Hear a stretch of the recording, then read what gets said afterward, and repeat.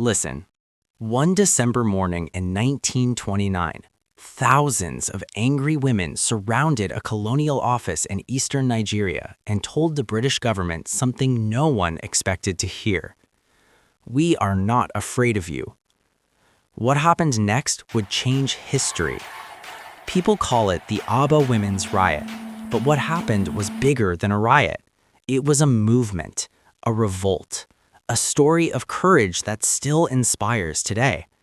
And it all began with a rumor. In that period, British colonial officers were introducing new taxes across the region. Men were already being taxed. Then word spread that women would be next. For women who worked hard in farms, markets, and households, being taxed again felt like a direct attack. Women had their own economy. They sold palm oil, treated cloth, raised children, fed families. They already carried a heavy load. So when the rumor reached the markets, the reaction was simple. No, we will not accept this. The British officers thought it was gossip. They laughed, but they didn't understand the culture they were dealing with. You see, Igbo and Ibibio women had a long tradition called sitting on a man. When a leader misbehaved, the women would gather, sing protest songs, dance, and refuse to leave until he changed his behavior. It wasn't violence, it was community power. But the British didn't know that. December 1929.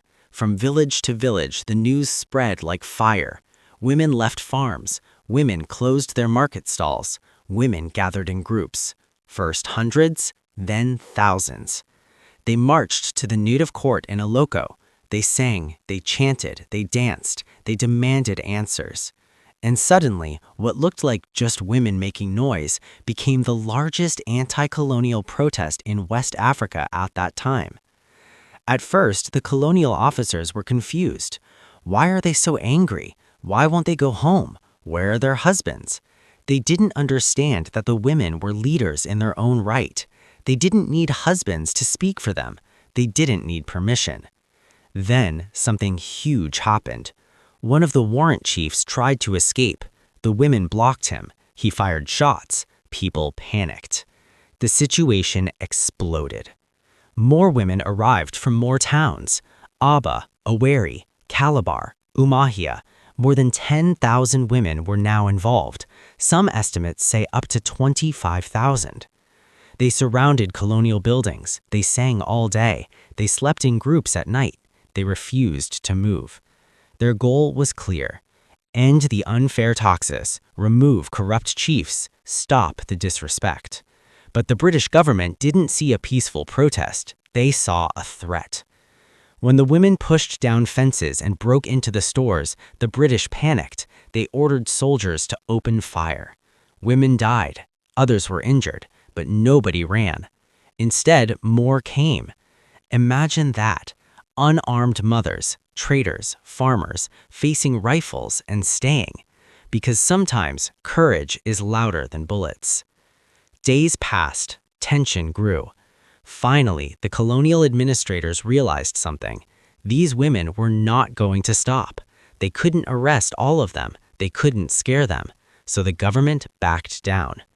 Taxes on women were canceled. Corrupt chiefs were removed. The native court system was shaken. Policies changed. And something else was born that day, a message that carried far beyond Aba. A woman's voice is powerful. The Aba Women's Riot wasn't just about taxes. It was about dignity. It was about respect. It was saying we are not silent. For decades, the story was buried, dismissed, or ignored. They called it a riot, like it was just chaos. But the truth is, it was organized, it was strategic, and it worked. Those women were mothers of activism. They didn't have social media, they didn't have microphones, but they had unity. They had drums, they had songs, they had each other. They showed the world that when women move together, history moves with them. Today, many people still don't know their names, but you and I can remember the message.